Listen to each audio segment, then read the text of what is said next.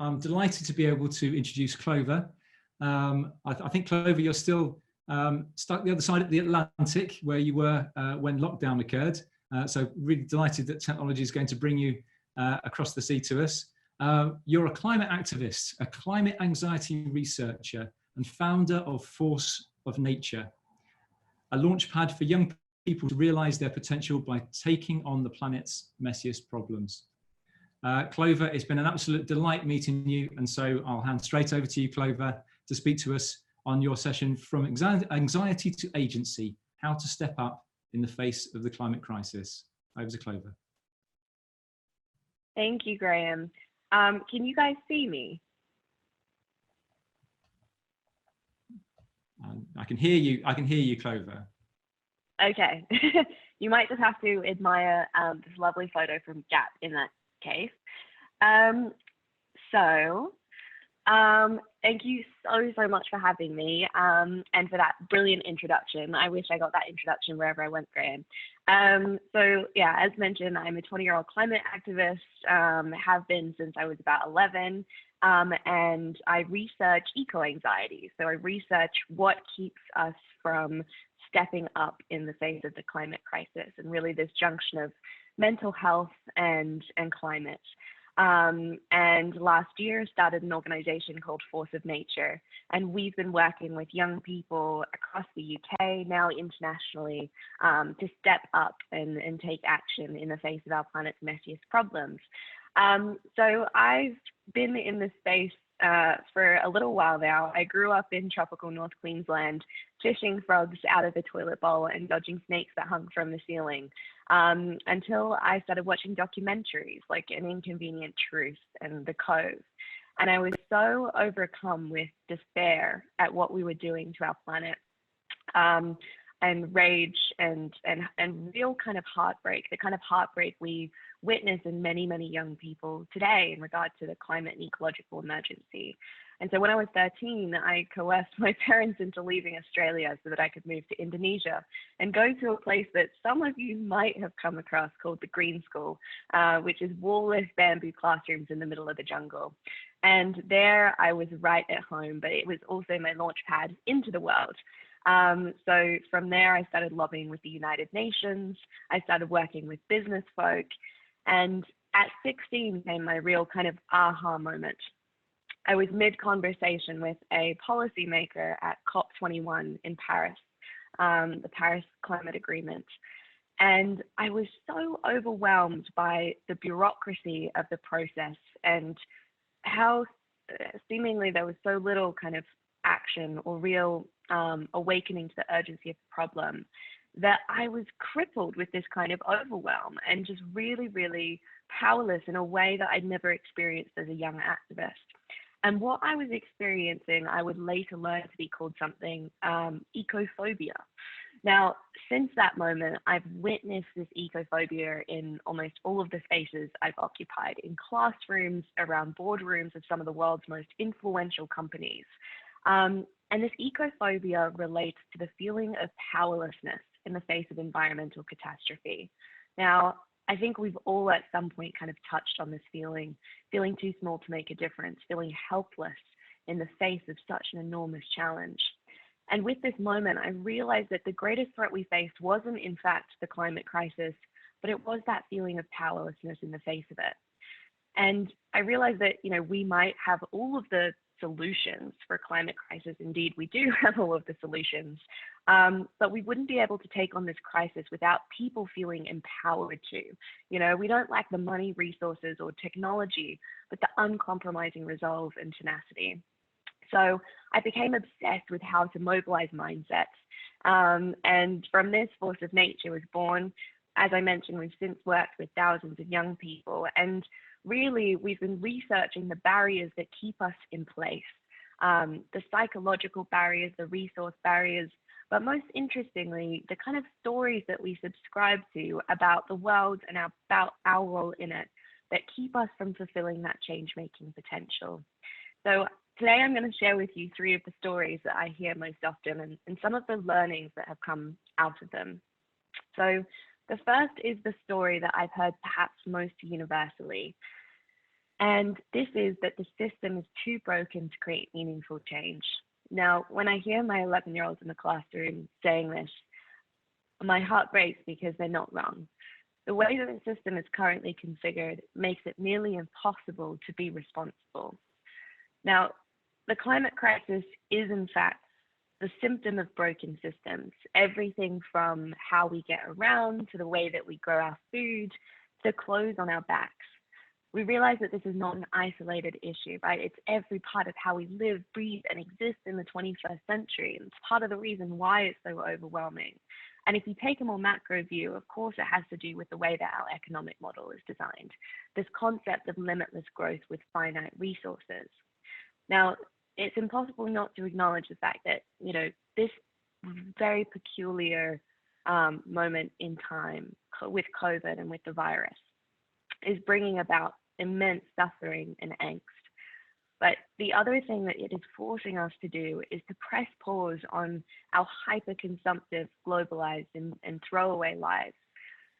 For young people, lives that are encased in comparison culture. This is why I'm so admiring of the work that Global Action Plan is doing to support young people in really cultivating those intrinsic values so that they're not affected by the current and constant push of advertisers to kind of tap into those more extrinsic values around comparison and contrast with their peers. But really, this speaks to a wider problem of what we've come to value in society. And if we think about our relationship with nature, we've really learned to value, the tree not for the ecosystem services, but the table that we eat our dinner on, right? So back to this belief that the system is too broken to create meaningful change.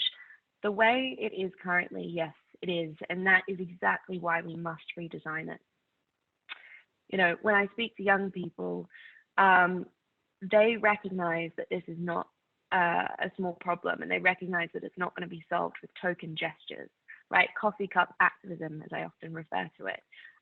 It's not going to be solved with turning off the lights when we leave a room, or making a monthly donation, or buying that reusable coffee cup. What we demand is systems transformation. To do so, we must reimagine our systems and notions of power. So the second belief and the second story that I hear all too often, now this is both in the classroom with 11-year-olds, but I've also heard it working within some of the world's largest multinationals, which often surprises people. I've heard this belief around the table at P&G with their C-suite. I've heard it working with these massive, massive companies that touch on billions of lives every day. And that belief is, I'm too small to make a difference. It's normal to feel overwhelmed. Now, a lot of youth strikers, when they take to the streets, banner blazing, often in the wake of protest comes powerlessness, because we point to people in positions of power. We see them not taking action with the urgency required, and we feel completely overwhelmed. That's the feeling that I experienced my first time engaging with the political process at COP21. And yet, when we point the finger, we're projecting that power outside of ourselves. And this is why our perceptions of power must change, not as something that is hierarchical, not as something from the top down, but as a thing that emanates from within each and every one of us. To quote the very famous Albert Einstein, we won't solve the problem with the same thinking that created it. So the very building blocks of our solutions need to be embedded in a different way of how we see influence and power in our society. Now, at Force of Nature, how we help young people discover that innate power is with a method that we've used thousands and thousands of students that we know to work, and which I'm excited to share with you today, which is, if you can imagine in your mind a bit of a Venn diagram. In one circle, we have a problem. In the other circle, we have passion. And at the junction comes power.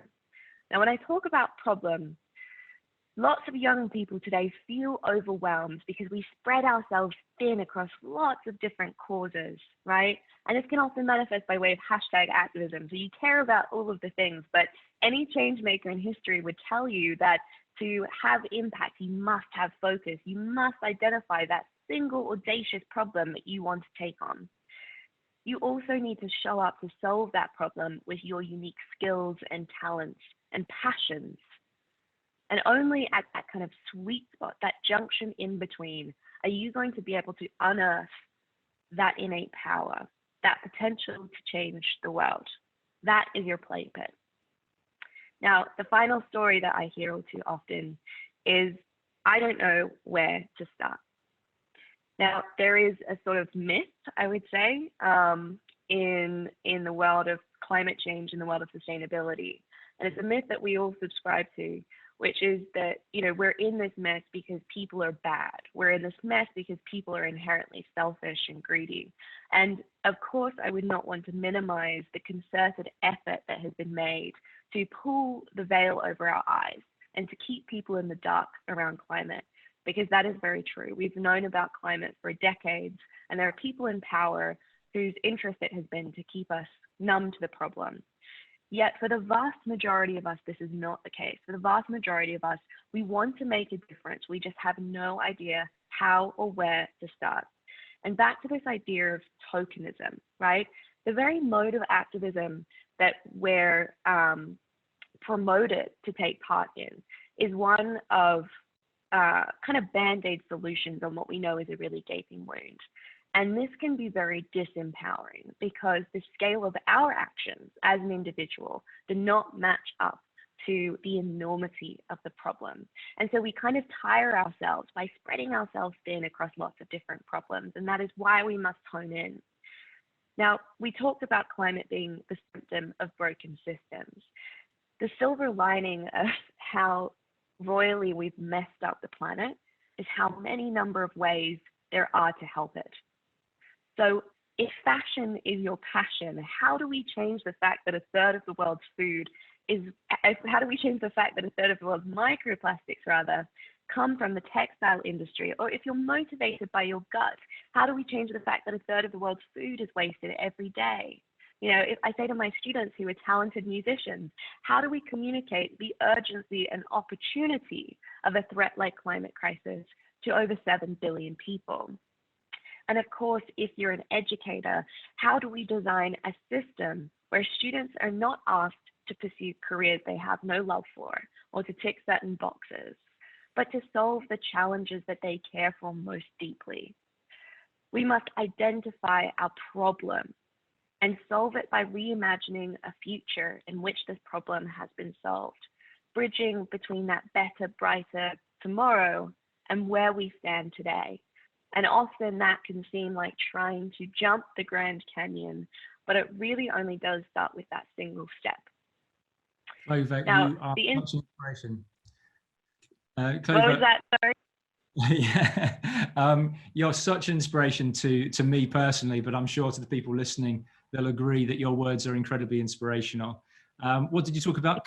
Coffee cup activism, was your phrase, was it? Yes, that was exactly it. Yeah. And I think there was a little bit of a reaction last year in the Cumbria Youth Climate Summit, where the response was very much, in one case, what you just described. So I think we're hopefully moving on from that, and there'll be an opportunity for our listeners to pose questions and maybe ask you a few questions at the end. But I'm sorry I had to cut in because we now. No, you're all good. Okay, thank you, Clover.